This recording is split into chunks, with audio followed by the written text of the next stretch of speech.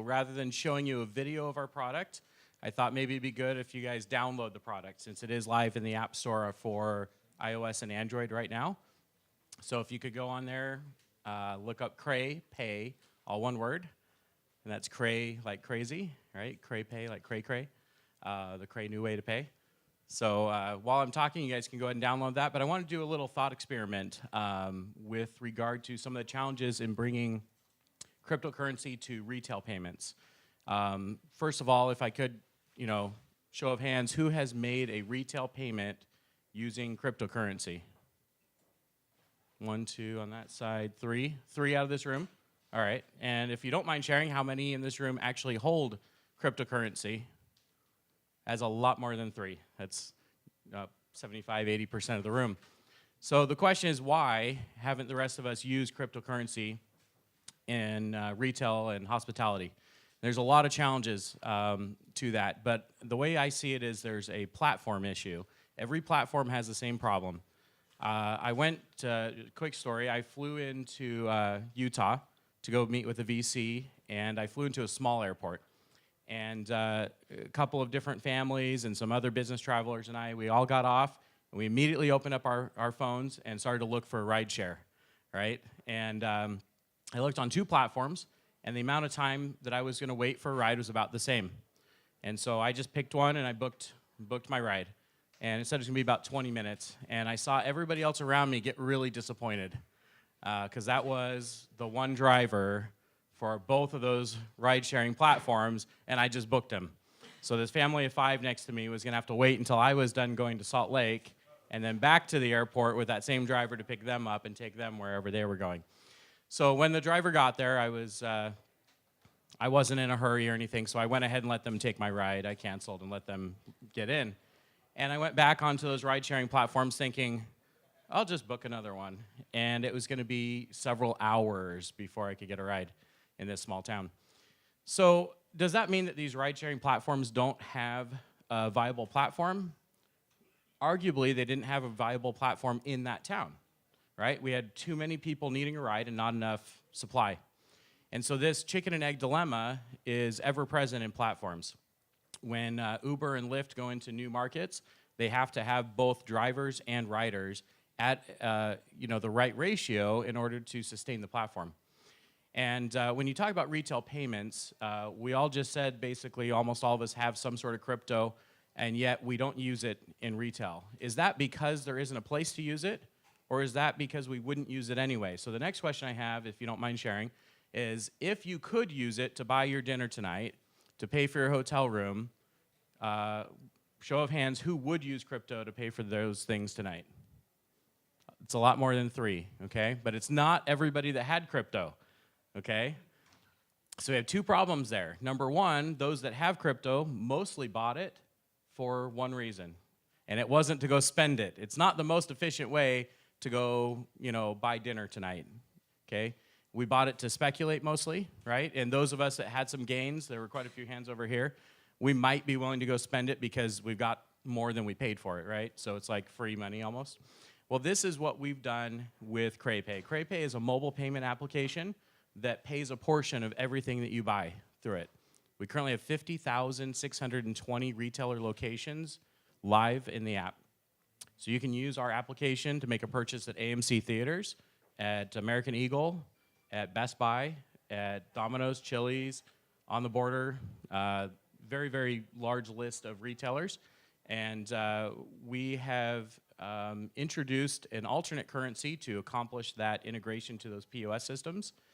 And as we explored blockchain, we realized that we can move that currency onto the blockchain and increase the value for all participants. So CrayCoin, which will be launching our pre-ICO efforts June 1st, CrayCoin will be the first cryptocurrency that is actually usable at those 50,000 locations. So believe it or not, you'll be able to earn 10% of all of your spending in our platform back in CrayCoins and redeem those at any of those merchants. So you could go into Best Buy and buy a new TV with crypto.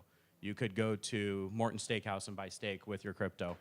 And we use the mobile application that is already integrated to their POS, and we settle to those merchants in their local fiat. So there's no volatility risk or cost for the merchant. And so we actually have people like Home Depot, Chipotle, Cabela's, AutoZone coming to us and wanting to board into our platform because it allows them to kind of dip their toe in, participate in crypto without having to worry about the liquidity side, the risk side, the timing. You know, how many of us would be willing to stand at the register for up to an hour for our payment to clear? I'm the only one. I guess I just like talking to the cashier. The rest of us are not really looking forward to that. So we have other challenges that we have to solve, and actually I'm going to pick on this gentleman here. Do you like Ken or Kenneth? Either one. Kenneth. Ken is with Digits, and Digits is one of our partners. It's actually helping us to increase the speed at the point of sale and to receive liquidity ourselves. We are not aware of others doing this, but we are actually accepting our own token as payment. So you will earn the token by spending on our platform, and then you will redeem it with us for redeem it for goods and services from any of our merchant partners. And because of that, we have a unique challenge in creating liquidity ourselves. As the volume increases, we have to continue to settle to those merchant partners in fiat. And so Digits is one of those solutions that's in the works with hedge fund networks that will lend us cash against the crypto. We have several other paths to liquidity that we're exploring, and it's been a really interesting project. But I think if you're to boil down all of the crypto projects that are trying to solve retail POS integration, when it's all said and done, what is the incentive? Why would you go buy a Bitcoin, as example, tie it to a card, and then use that card to make your payment? Would it not be simpler and cheaper to just use your USD-based credit card to make that purchase in the first place? Yes? Yeah? No? Does anyone have an alternate viewpoint on that? Okay, so one of the reasons that we're working with Digits is they give us that functionality, and we bring to them the functionality of the discounting at the point of sale. We don't call it discounting. Some of our merchant partners are a little sensitive to that word. So we actually pay a portion for you, which essentially brings you a discount or an instant savings as a consumer. So what we're doing is we're adding value to the platform beyond a traditional payment system. And then on the other side, we're bringing shoppers into crypto, right? These are people who came in and said, I want to go buy new clothes for my kids. I want to go to JCPenney. I want to go to Sears, whatever it is they need. I have a home improvement project at Lowe's. And they're receiving crypto for having used our platform, which saved them money in the first place. So you're going to save up to 10% in cash, get 10% back in crypto. And for them, it's a lot more like points. So the next question I have is, if you had enough points to cover a flight and a hotel for vacation on one of your mileage cards, would you use that? Show of hands if you'd use that to get your free flight. A lot more than are using crypto right now. And the reason is that we're not paying for those points directly. We're getting them as a benefit for something we're already doing.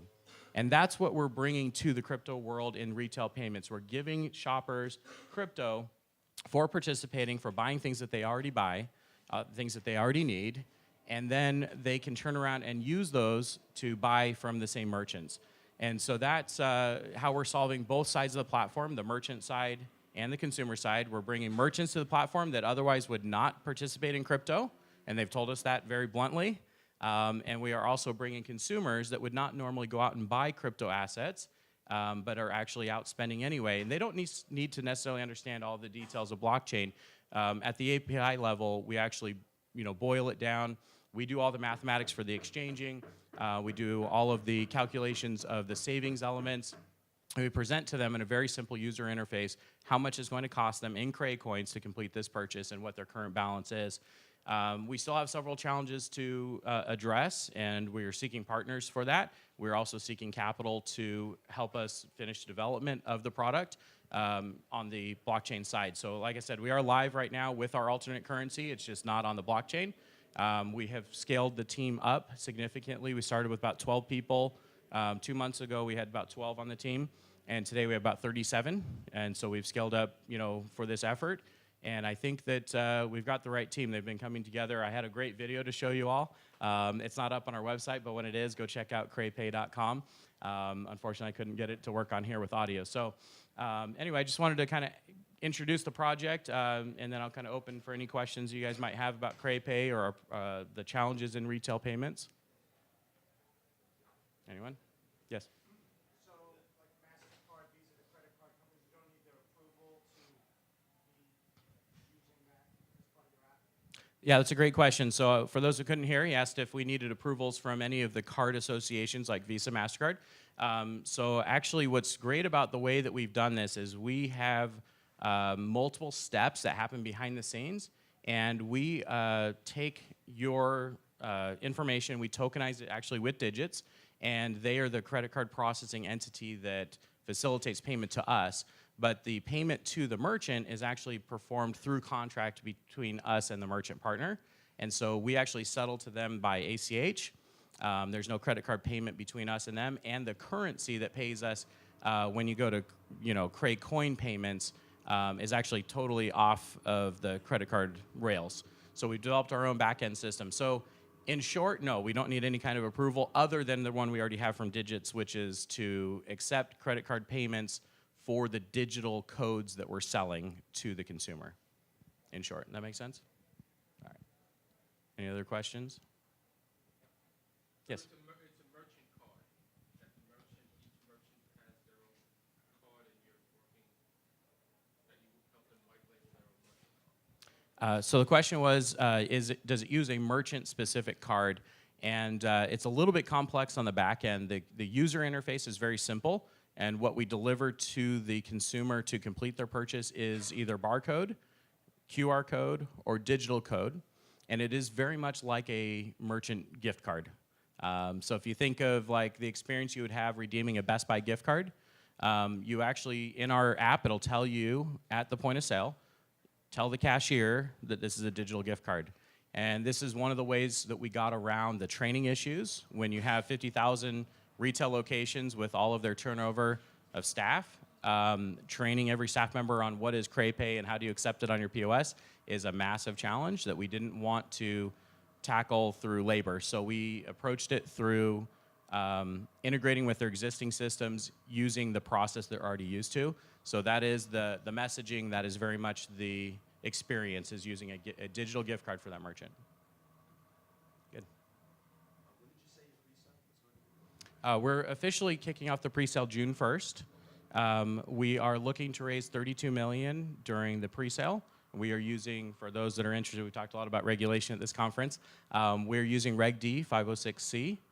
So accredited-only investors. Our PPM will be finished here this week, and then we'll kind of go back through some of the marketing materials, make sure they're polished, and then that'll all go up on June 1st. We will likely also launch on a couple of different platforms to help us with the demand side of it. And then for the public sale, we're planning a Reg A offering for $50 million. Who's the key investors? Some institutional or retail investors located? So currently, we have raised $2.5 million. That $2.5 million has come from a fairly diverse group. We have a couple of more institutional investors. Most of our institutional capital has come in the form of a line of credit. So we have a $2.8 million line of credit that allows us to float the funds for 2 days at a time, because we have to pay Best Buy right now, and we don't get your credit card deposit for 2 days. So it allows us to do about $30 million a month off of that 2.8, and they've committed up to $150 million. So we have a nice line of credit to expand our processing volumes. Have a product right now, like MVP or Download it and use it tonight. There's about 37 places within 3 miles from this location right now. MVP or it's like the work product? No, we have about 10,000 active users right now. Yeah. We're in revenue. Yeah, we're not profitable at 37 people on the team yet, but if you could all talk them into just taking coins only, I'd love it. So I'll put you in touch. No, we have a great team. So thank you. Any other questions? Thank you very much. Yeah. Could you describe briefly your key milestones in your roadmap, maybe like this year? So we actually already have a full-time blockchain developer. He came from our project early on. He built our payment gateway, and he needs about 3 to 4 weeks to build the smart contracts. We are exploring relationships with other companies such as Dash and Digits to help us with the liquidity challenges that we have. We actually are working with an economist to build the economy where we don't need any outside source for liquidity as well, and we're very, very close. I'd say 90% of the way on solving that problem as well. So those challenges somewhat are outside of our timeline. So they're kind of being worked on in the back end. We do expect to be live within a couple of months. Whether we can get listed on exchange, those types of challenges that we've already talked about this conference will be outside of our control, but we do want to go live and allow consumers to earn Cray coins in the app as soon as possible. So that we're looking at a couple months out. Yes. So I know this doesn't apply to all 50,000 retailers or service providers, but some of the ones that you mentioned, such as Cabela's, American, they're really, really dependent on loyal customers and their rewards programs. How do you combat that? Because your service offering would not, as I understand it, would not give the customer the ability to accumulate such as Cabela dollars, Cabela loyalty. That's a great question.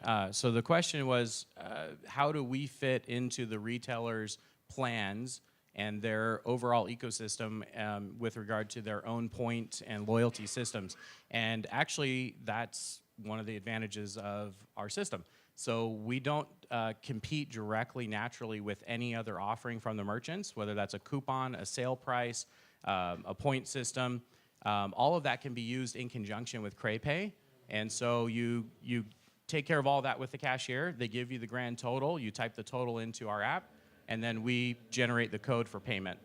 And so we are basically an alternate for the merchant for their marketing effort and an alternate for their payment settlement systems.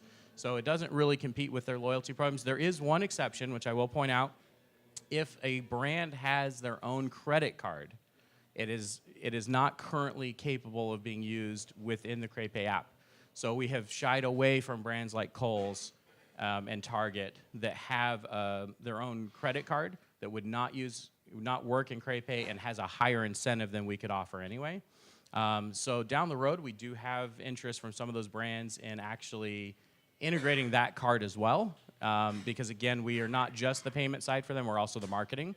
And we really approach the millennials in a way that brings visibility to them. So we have like in-app notifications, for example, that are very relevant and timely. So we're not just saying, hey, go spend your money at this place. We're saying, hey, we see that this time of day, you eat at this type of restaurant and you're close to this particular brand, and here's an incentive that we can push to you to get you to go do that in the next 2 hours. So it's very relevant, very timely. And it's not cumbersome, and it's not viewed generally by our consumers as marketing, but as, hey, this is something I'm looking for. It brings value to my life.